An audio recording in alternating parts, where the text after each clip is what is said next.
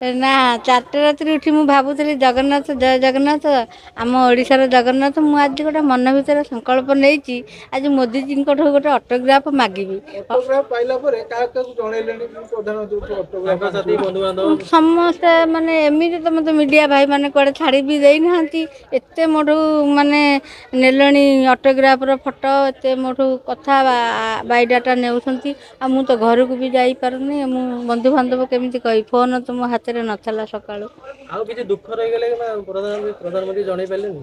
ନା ମୋର କିଛି ଦୁଃଖ ନାହିଁ। ମୋର ସବୁ ବହୁତ ଖୁସି। ଉଜାଲା ଯୋଜନା ପାଇଛୁ, ଜନଧନ କାର୍ଡ ପାଇଛୁ, ସୁଭଦ୍ରା ଯୋଜନା ଆପ୍ଲାଏ କରିଛୁ। ତାପରେ ମୋଦିଜୀଙ୍କର ଅଟୋଗ୍ରାଫ ପାଇକିରି ବହୁତ ଖୁସି। ମୁଁ ଜଗନ୍ନାଥଙ୍କୁ ଯୋଉ ସଂକଳ୍ପ କରିଥିଲି ମୋର ଇଚ୍ଛାଟା ଆଜି ପୂରଣ ହେଲା। ବହୁତ ଖୁସି ଅଛି। ପ୍ରଧାନମନ୍ତ୍ରୀ ଆଜି ଆମ ଗାଁକୁ ଆସିଥିଲେ ଆମ ସାହି ଭିତରକୁ ଶବର ସାହିକି। ପ୍ରଧାନମନ୍ତ୍ରୀ ଯେତେବେଳେ ଆସିଲେ ମୋତେ ପଚାରିଲେ ମା କ'ଣ କହିବ? ଆମେ ତ ସ୍ୱାଗତ କରିକିରି ନେଲୁ। ମା କ'ଣ କହିବ? ମୁଁ କହିଲି ହଁ ସାର୍ ମୁଁ କହିବି। କ'ଣ କହିବେ ମା? ଆଜି ଆପଣଙ୍କର ଜନ୍ମଦିନ ବହୁତ ବହୁତ ଶୁଭକାମନା ଶୁଭେଚ୍ଛା ଜଣେଇଲୁ। ମୋଦିଜୀ ହଁ କଲେ। ତାପରେ ବସିଲେ ମା ମାନେ ମୁଁ ତ ଆଜି ତମର ପୁଅ ହେଇକି ତମ ମା ମାନଙ୍କ ପାଖକୁ ଆସିଛି। ଆସ ଆଜି ଖୁର୍ଚି ଉଠେଇ ଆଣ ସମସ୍ତେ ମିଶିକିରି ପାଖରେ ବସିବା। ସମସ୍ତେ ସେଠୁ ଖୁର୍ଚି ଧରି ଆସିଲୁ ମୋଦିଜୀଙ୍କ ପାଖରେ ବସିଲୁ। ମୋଦିଜୀ କହିଲେ ମା ମାନେ ଏଥର କୁହ କିଏ କ'ଣ କହିବ କ'ଣ ଅଭିଯୋଗ? ଆମେ ଆମର ସବୁ ଦୁଃଖ କଥା ମୋଦିଜୀ କି କହିଲୁ। ତାଙ୍କର ଜନ୍ମଦିନ ଶୁଭେଚ୍ଛା ବି ଜଣେଇଲୁ। ମୋଦିଜୀ କହିଲେ ତମର କ'ଣ କ'ଣ ଅସୁବିଧା ମା?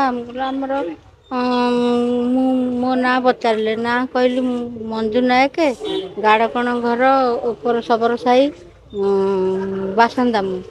ମୋଦିଜୀ ସେଠୁ କଥା ହେଲେ କ'ଣ ତମର ଅସୁବିଧା? କହିଲି ଆମର ଘର ଖଣ୍ଡିଏ ନଥିଲା, ଚାଳ ଘର ଥିଲା। ବହୁତ ବର୍ଷାରେ ଅସୁବିଧା ହେଉଥିଲୁ ପିଲାଛୁଆ ଧରିକିରି। ପ୍ରଧାନମନ୍ତ୍ରୀ ଆବାସ ଯୋଜନା ଆଇଲେ ମୁଁ ଘର ଖଣ୍ଡିଏ ପକେଇଲି। ଘର ମୋର ଆସିଲା ତିନି ଚାରି କିସ୍ତିରେ ଟଙ୍କା ଆସିଲା। ମୁଁ ସେ ଟଙ୍କାକୁ ଆଣିକିରି ପକ୍କା ଘର ଖଣ୍ଡିଏ କଲି। ଉଜାଲା ଗ୍ୟାସ୍ ଆଣିଲି। କିଚେନ୍ କରିକି ରୋଷେଇ କରି ପିଲାମାନଙ୍କୁ ଖୁସିରେ ଖୁଆଇଲି। ଏବେ ପକ୍କା ଘର ଖଣ୍ଡିଏ ପାଇକିରି ବହୁତ ଖୁସି ଅଛି। ମୋଦିଜୀ କହିଲେ ମା ବହୁତ ଖୁସି ଅଛ, ଆଉ କ'ଣ ସମସ୍ୟା ଅଛି? ମୁଁ କହିଲି ଆପଣଙ୍କର ଆଜି ଜନ୍ମଦିନରେ ମୁଁ ଗୋଟେ ଗିଫ୍ଟ ମାଗୁଛି। ମୋତେ ଗୋଟେ ଅଟୋଗ୍ରାଫ ଦିଅନ୍ତୁ। ମୋଦିଜୀ କହିଲେ ଅଟୋଗ୍ରାଫ ମାର ନେଇ କ'ଣ କରିବ? ମୁଁ କହିଲି ମୋ ଜୀବନର ଗୋଟେ ସ୍ମୃତି କରିକିରି ମୁଁ ରଖିବି। ମୋଦିଜୀ କହିଲେ ଆଚ୍ଛା କେମିତି ତାକୁ ରଖିବ? ମୁଁ କହିଲି ବାଇଡ଼ିଂ କରିକିରି ମୋ କାନ୍ଥରେ ମୁଁ ଝୁଲେଇକିରି ମୋ ଜୀବନ କାଳ ଭିତରେ ରଖିବି। ଆମ ମୋଦିଜୀ କ'ଣ ହିରୋଠୁ କମ୍ କି? ଆମ ମୋଦିଜୀ କେଉଁ ହିରୋଠୁ କମ୍ ନୁହନ୍ତି।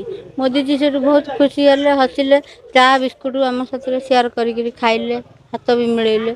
ମୋର ଯାହା ଯାହା ସବୁ ଆପଣ କେବେ ଭାବିଥିଲେ ଏମିତି ପ୍ରଧାନମନ୍ତ୍ରୀ ଆପଣଙ୍କ ଗାଁକୁ ନା ଆସି ପୁଣି ଆପଣଙ୍କ ପାଖରେ ବସିକି ଅଟୋଗ୍ରାଫ ଦେବେ? କେବେ ବି ଭାବିନଥିଲୁ। ସବୁବେଳେ ଆମେ ଟିଭି ରେଡ଼ିଓ ମୋବାଇଲରେ ଦେଖୁଥିଲୁ। କେବେ ଆମ ଆଖିରେ ଦେଖିବୁ ଆମ ସାଥିରେ ମିଶିକି ବସିବେ ଏଇଟା କେବେ ବି ଭାବିନଥିଲୁ। ଆଜି ତାଙ୍କୁ ପାଖରେ ପାଇ ଆମ ଭଲ ମନ୍ଦ କଥା ସେୟାର କରି ଆମେ ବହୁତ ଖୁସି ଅଛୁ। ସୁଭଦ୍ରା ଯୋଜନା କଥା ବି କହିଲି। ସୁଭଦ୍ରା ଯୋଜନା ନେଇ ମା କ'ଣ କରିବ? କାନଫୁଲ ନାକଫୁଲ କିଣିବ? କହିଲେ ନାଇଁ ସାର୍ ଆମେ କାନଫୁଲ ନାକଫୁଲ କିଣିବୁନି।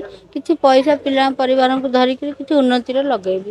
ବେପାର ବାଣିଜ୍ୟ କରି କିଛି ଲାଭବାନ ହବୁ। ନା ହଁ ବହୁତ ଲାଭବାନ। କେତେ ପଇସା ରୋଜଗାର କରିବେ? 10-12 ହଜାର ଏଥିରୁ ଲାଭ ପାଇବୁ। ମା ତମେ ତ ଲକ୍ଷପତି। ମୋଦିଜୀ ସାର୍ କହିଲେ। ତାପରେ ମୁଁ ଅଟୋଗ୍ରାଫଟା ମାଗିଲି। ଅଟୋଗ୍ରାଫଟା ଦେଲେ। ମୋଦିଜୀ କହିଲେ ମା ମୁଁ ଗୁଜୁରାତିରେ ଲେଖିଦେଲି ଜୟ ଜଗନ୍ନାଥ ମୋଦିଜୀ। ମୋଦିଜୀ କହିଲେ ମା ତମେ ହିନ୍ଦୀରେ କଥା ହୁଅନି। ଓଡ଼ିଶାରେ ମା ମାନେ ତମେ ଓଡ଼ିଆରେ ମୋ ସାଥିରେ କଥା ହୁଅ। ମୁଁ ହିନ୍ଦୀର କଥା ଶୁଣିବାକୁ ଚାହୁଁନି। ମୋତେ ଓଡ଼ିଆରେ ସବୁ କୁହ। ସବୁ ଓଡ଼ିଆ ଆମେ କହିଲୁ। ମୋଦିଜୀ ବୁଝିଲେ। ଚାହା ବିସ୍କୁଟ ବି ଖାଇଲେ। ଓଡ଼ିଆ କହିଲେ ମୋଦିଜୀ ଓଡ଼ିଆରେ କହିଲେ ନା ହିନ୍ଦୀରେ କହିଲେ? ନାଇଁ ମୋଦିଜୀ ତାଙ୍କର ସେ ଗୁଜୁରାତି ହିନ୍ଦୀରେ କହିଲେ। ତାଙ୍କୁ ମୋହନ ସାର୍ ସବୁ ବୁଝେଇ ଦେଲେ। ତାଙ୍କ ପାଖରେ ମୋହନ ସାର୍ ବସିଥିଲେ ସେ ସବୁ ବୁଝେଇ ଦେଲେ। ଆମ ପିଲାଙ୍କର ଖେଳ ପଡ଼ିଆଟା ନଥିଲା। ଖେଳ ପଡ଼ିଆ କଥା କହିଲି। ମୁଁ ସାର୍ ଦେଖନ୍ତୁ ଆମର ଏଠି ଗୋଟେ ଭାଗବତ ଘର ଅଛି। ଆମ କୋଠ ଘର ସେଇଟା ଭଙ୍ଗା ଘରଟା। ତାକୁ ଗୋଟେ ପକ୍କା ଘର ଦିଅନ୍ତୁ ଆମେ ବହୁତ ଉପକୃତ ହୁଅନ୍ତୁ। ମୋଦିଜୀ କି କହିଲି ଆମ ପିଲାଙ୍କୁ ଗୋଟେ ଖେଳ ପଡ଼ିଆ ଦିଅ। ଆଉ ଆମ ପାଇଁ ଗୋଟେ ଶ୍ମଶାନ ଦିଅ। ମାନେ ଶବ ସଂସ୍କାର କରିବାକୁ ଶ୍ମଶାନଟେ ଆମର ନାହିଁ। ପିଲାଙ୍କର ଖେଳ ପଡ଼ିଆଟା ନାହିଁ। ମୋଦିଜୀ ମୋତେ ଉତ୍ତର କଲେ ଯେ ଖେଳ ପଡ଼ିଆ କେଉଁଠି ଅଛି? ଆମେ କହିଲୁ ଏଇ ପାଖରେ ଅଛି ଯେ ପିଲା କିଛି ଖେଳି ପାରୁନାହାନ୍ତି, ଉନ୍ନତି ବି କରିପାରୁନାହାନ୍ତି। ଆପଣ ଚାହିଁଲେ ପିଲାଙ୍କର ପ୍ରପର ଖେଳ ପଡ଼ିଆଟା ମିଳିବ। ମୋଦିଜୀ କହିଲେ ମୋହନ ସରକାରକୁ କହିବ ସେ ସବୁ ତମର ଇଚ୍ଛା ପୂରଣ କରିବ। ଆଉ ମୋଦିଜୀ ଆସି ତାଙ୍କୁ ଆମେ ଧନ୍ୟବାଦ ଜଣାଉ। ତାଙ୍କ ଜନ୍ମଦିନରେ ବହୁତ ବହୁତ ଖୁସି। ଆପଣ ମୁଁ ବି ବହୁତ ଖୁସି ଅଟୋଗ୍ରାଫ ପାଇଁ। ଆପଣ କୋଉଦିନ ଶୁଣିଲେ ମୋଦି ଆପଣଙ୍କ ଗାଁକୁ ଆସିବେ ବୋଲି? ଆମେ ଏଇ 8 ଦିନ ହେଲା ଶୁଣିଲୁ। ବିଶ୍ୱାସ କରୁଥିଲେ? ହଁ, ଆମ ଗାଁରେ ଯେତେବେଳେ ଏତେ ପୋଲିସ ପ୍ରୋଟେକ୍ସନ ରହି କାମ କାର୍ଯ୍ୟ ଲାଗିଛି ଆମେ ବି ସହଯୋଗ କିଏ କରି। ଜଣେଇଲା ଆସୁଛନ୍ତି ବୋଲି ମୋଦି ଆପଣଙ୍କୁ କିଏ କହିଲେ? ମୋ ପୁଅ ଯାଇ ଘରେ କହିଲା, ମା ଆଜି ଆମ ଗାଁକୁ 17 ତାରିଖରେ ମୋଦିଜୀ ତାଙ୍କ ଜନ୍ମଦିନରେ ଆସିବେ। ମୁଁ କହିଲି ସତ ନା? ହଁ। ସେଠୁ ଆମେ ଦେଖିଲୁ ଆମ ଗାଁରେ ତ ସବୁ କାମ କାର୍ଯ୍ୟ ଚାଲିଛି। ଆମର ବି ଇନ୍ଦିରା ଆବାସ ଘର ବି ଅଛି, ଯୋଉ ମୋଦିଜୀ ପ୍ରଧାନମନ୍ତ୍ରୀଙ୍କର ଆବାସ ଯୋଜନା ଘର ବି ଅଛି। ବହୁତ ଖୁସି ହେଇ ଆମେ ବି ଯୋଗଦାନ ଦେଲୁ। ଆମେ ମୋଦିଜୀ ପାଖରେ ବି ରହିଲୁ, ମୋଦିଜୀଙ୍କ ସାଥିରେ କଥାବାର୍ତ୍ତା ବି ହେଲୁ। ଆଉ ଆମେ ଏମିତି ଭାବିନଥିଲୁ ସତରେ ମୋଦିଜୀ ଆମ ଗାଁକୁ। ହଁ, ନିଦ ଲାଗୁଥିଲା।